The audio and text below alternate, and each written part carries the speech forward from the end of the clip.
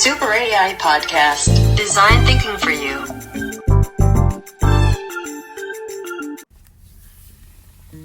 สบายดียินดีต้อนรับเข้าสู่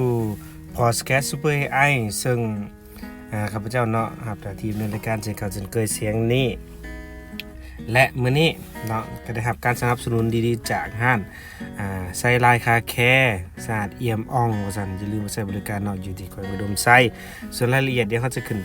ไตเติ้ลให้อยู่ที่นั้นเนาะแต่ว่าขากำลังถ่ายสปอตโฆษณาอยู่ในการเปิดมันจึงบ่ต้องได้เว้าอีกซ้ำไปซ้ำมาแต่ว่าขอเข้าใจเนาะช่วงนี้เพิ่นก็ถามมาว่าซั่นมีแฟนรายการเหมือนแฟนรายการก็บังคับให้เราเป็นแฟนรายการแล้วตามมาเป็นหยังคือว่าหยุดแล้วแต่ AP ที่32เนาะช่วงนี้แบบเรียกยุ่งหลายแต่การจะพยายามมาจัดรายการเนาะให้ทุกท่านได้ฟังกันแชร์ความคิดใหม่ๆเพื่อให้คนลาวของเฮาเนาะทันกับความรู้เนาะแบบว่าดีไซน์ thinking for you เลยเนาะโอเคในมื้อนี้เนาะเขาจะมาเว้าถึง7วิธีบริหาร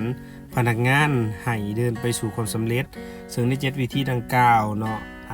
หลายๆคนน่าจะสามารถนำไปใช้ในชีวิตประจำวันได้ถ้าผู้ใดมีเคยก็มีตำแหน่งขึ้นมาเนาะอยากประสบผลสำเร็จแต่ก็อยากบริหารลูกน้องให้มันดีขึ้นกว่าเก่าเพราะฉะนั้นซะเพื่อองค์กรของเฮาหรือว่าเพื่อของการของเฮานั่นเองมาเข้ากันเลยเนาะในอย่างในวิธีบริหารพนักงานเนาะอันดับที่1คือยื่นเนาะหรือว่ามอบอุปกรณ์เนาะอีหยังก็ตามที่อำนวยความสะดวกให้เขาว่าซั่นซะสิ่งตัวนี้เนาะแม่นสิ่งที่สำคัญที่สุดบางทีหลายๆคนเนาะอยากเฮ็ดเวียกให้ดีแต่ว่า1คืออุปกรณ์หับใช้ของเขาอาจจะยังบ่ครบถ้วนเนาะนอกเหนือจากนั้นสภาพแวดล้อมของบ่อนที่เขาเฮ็ดเวียกเนาะอาจจะยังบ่เหมาะสมดังนั้นเฮาสิเฮ็ดแนวใดเนาะให้1คือสภาพแวดล้อมในการเฮ็ดเวียกของเขาเหมาะสมอุปกรณ์ที่นำใช้ในการเฮ็ดเวียกของพวกเขานั้นครบถ้วนตัวนี้แม่นสำคัญที่สุดโอเคเนาะมาข้อที่2กันเลยข้อที่2แม่นอธิบายเนาะอธิบายให้พนักงานรู้ว่าภาพรวมของการของเฮาหรือว่าเวียกที่เฮาเฮ็ดนั้นเป็นแนวใดเนาะเพื่อให้เขารู้ได้ว่านี่เนาะคือเป้าหมายของการเนาะหรือว่าสำนักงานหรือองค์กรต่างๆที่วางเมียนคือนี่คือภาพรวมที่เขาจะต้องเฮ็ดเวียกที่เขาจะต้องเฮ็ดไปตามเป้าหมายที่อันเดียวกันและข้อที่3เนาะกระตุ้นให้เกิดเพิ่นว่าเพิ่มมูลค่าให้กับผลงานของพวกเขาเนาะสำคัญที่สุดในการกระตุ้นให้มันเกิดมูลค่าสำคัญกับพวกเขาคือต้องบอกว่าสิ่งหรือว่าเวียกที่เขามอบให้นั่นมันมีความสำคัญแนวใดเนาะอธิบายให้เขารู้ได้เลยว่า1 2 3 4 5มันจะส่งผลสะท้อนแนวใดต่อเขาถ้าสมมุติว่าเขาเฮ็ดเวียกได้และข้อที่4เนาะจูงใจให้พนักงานเฮ็ดเวียกหรือว่าหยังก็เคสที่ยากๆเนาะตัวนี้การเฮ็ดเวียกหรือว่าเคสที่ยากๆนี่เป็นสิ่งสำคัญแต่ว่าเฮ็ดแนวใดเวลาเฮามอบเวียกที่ยากๆแล้วเขาจะเฮ็ดเนาะหรือว่าเขาจะพร้อมกันเฮ็ดไปนำเฮาดังนั้นก็ต้องบอกเหตุและผลของงานดังกล่าวเวลาเฮ็ดเวียกเรียบร้อยแล้วเขาจะได้หยังจากมันเนาะอันนี้ต้องแจ้งต้องเฮ็ดแจ้งเขาเลยบางทีหลายๆคนอาจจะบ่ฮู้เนาะในการเฮ็ดเวียกแบบยากๆแบบนี้เคสยากๆหรือว่าโปรเจกต์ที่ยากๆโอเคข้อที่5นะข้อที่5สิให้เห็นประโยชน์ของการร่วมมือการเฮ็ดเวียกเพื่อบรรลุเป้าหมายในการที่เห็นถึงการเฮ็ดเวียกเพื่อบรรลุเป้าหมายนี่เนาะถ้าสมมุติว่าการเฮ็ดเป็นทีมนี่นะเฮาต้องมาร่วมกันก่อนเนาะร่วมกันก่อนได้ว่าการที่จะเฮ็ดตัวนี้หั่นน่ะร่วมกันนี่มีภาคส่วนนี่นึงนี่เพื่อบรรลุเป้าหมายมันมีความสำคัญแนวใดยกตัวอย่างคือการในหลายประเทศเนาะที่นำใช้คืออาจารย์แบบนี้เป็นต้นในการเฮ็ดโปรเจกต์ใดโปรหนึ่งร่วมกันสิ่งสำคัญที่สุดคือเป้าหมายของมันคือหยังเนาะและเมื่อเขาพร้อมที่จะพร้อมกันเฮ็ดร่วมกันเนาะมันจะสบายแนวใดมันจะยากง่ายแนวใดเฮาต้องบอกเขาถึงจุดประสงค์นี้แล้วการเฮ็ดเวียกแบบเป็นทีมมันจะง่ายขึ้นเนาะข้อที่6แม่นให้เหตุผลที่ควรจะหักงานที่เขาเฮ็ดเหตุผลที่เขาควรจะหักงานที่เขาเฮ็ดตัวนี้คือลักษณะคือ ก็คล้ายๆกันเนาะคล้ายๆกับขอที่แต่ละขอพันมานี่นะแต่สิ่งสำคัญที่สุดคือเขาเฮ็ดเวียกเขาเฮ็ดนี่หลายๆคนก็ต้องเข้าใจอันหนึ่งคือเขามีความสุขกับมันบ่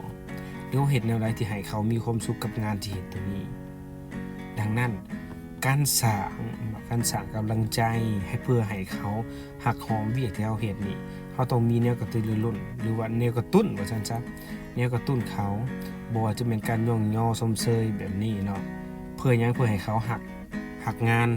านของเขาแล้วเมื่อเขาหักงานของเขาแล้วสิ่งเวียกงานต่างๆมันก็จะง่ายขึ้นเนาะมันก็จะง่ายขึ้นและเหตุผลที่จะบ่อยเขาหักงานของเขาก็ต้องให้แจ้งอีก1 2 3 4 5แบบนี้เพื่องานของเขามันจะสำเร็จไปโดยดีและขอสุดท้ายเนาะข้อที่7เนาะให้ฟีดแบ็กเนาะชื่นชมอย่างจริงใจการให้ฟีดแบ็กเนี่ยเนาะฟีดแบ็กไม่เข้าการตีราคาเนี่ยการตีราคาด้วยตำหนิตีเตียนนี่เป็นสิ่งสำคัญที่สุดในการเฮ็ดเวียกหลายๆองค์กรบางทีย่านในการตำหนิตีเตียนกันแหละบางทีย่านกันเว้าแฮงหั่นนะคำเว้าดังกล่าวนะคือว่าด้วยว่าการย่านกันเว้าแฮงนี่มันผนวกกับสิ่งที่หลายๆคนพ้อเลยนั่นก็คือคำว่าปล่อยวางเฮาปล่อยวางแล้วบ่กับเวียกงานที่เฮาเฮ็ดนี่เนาะถ้าเฮาปล่อยวางแล้วเนาะหมายความปล่อยวางที่สำหรับเวียกงานที่เฮาเฮ็ดหมายความว่าเฮาพร้อมที่จะรับสิ่งใหม่ๆแล้วบ่เนาะสำหรับเวียกงานที่ตัวเองเฮ็ดนี่แล้วฟังคนอื่นก่อนการฟังเป็นสิ่งที่ดีที่สุดเนาะฟังว่าเขาเห็นเฮาเนาะจากภายนอกหรือว่าเห็นเฮาจากการเฮ็ดเวียกนี่เฮายังมีจุดอ่อนบ่หรือว่าแนวใดและนอกเหนือจากนั้นการฟังความคิดเห็นเนาะฟีดแบ็กจากคนในองค์กรเนาะหรือว่าจากหอการนี่มันจะเฮ็ดให้เฮาปรับในสิ่งที่มันยังบ่ดีให้มันดีขึ้นแต่สิ่งสำคัญที่สุดสำหรับผู้ใดเป็นหัวหน้าฟังมันก่อนฟังหลังจากนั้นเฮาต้องตกตะกอนเนาะเฮาต้องวิเคราะห์ว่าโอเคสิ่งที่เว้ามามันถูกมันต้องแล้วบ่ตัวใดถูกคนปรับปรุงตัวใดบ่ถูกเนาะคนปรับปรุงตัวใดถูกเฮาต้องพัฒนาขยายให้มันดีขึ้นโอเคเนาะนั่นก็แม่น7วิธีที่เอิ้นว่าในการบริหารพนักงานเนาะเพื่อดำเนินไปสู่ผลสำเร็จในหน้าที่เวียกงานว่าซั่นซะและสุดท้ายนี่เนาะขอขอบใจทุกท่านที่เขียนรับฟังพอดแคสต์ Super AI และขอขอบใจผู้สนับสนุนเนาะใช้ไลน์ค่าแค่สะอาดเอี่ยมอ่องไว้วางใจได้นะสำหรับห้านล้างรถของเพิ่นก็อย่าลืมไปใช้บริการกันส่วนเบอร์โทรยังรายละเอียดแม่นเราจะติดท้ายเป็นสปอตโฆษณาเนาะในไว้นี้ขอขอบใจหลายๆที่เขียนรับฟัง Super AI ขอขอบใจSuper AI Podcast. Design thinking for you.